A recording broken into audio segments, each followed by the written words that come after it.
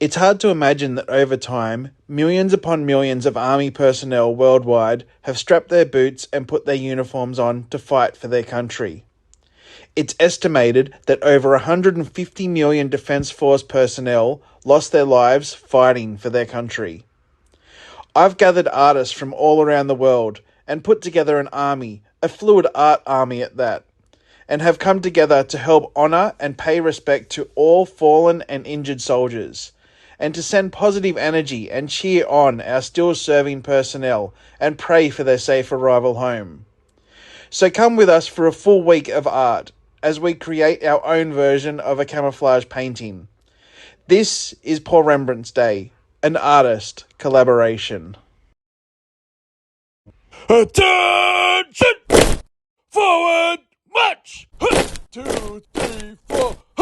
2, 3, 4. We're gonna pour some paint tonight! We're gonna pour some paint tonight! Pouring painters out of sight! Pouring painters out of sight! Some of us will use Flow Troll! Some of us will use Flow Troll! Others use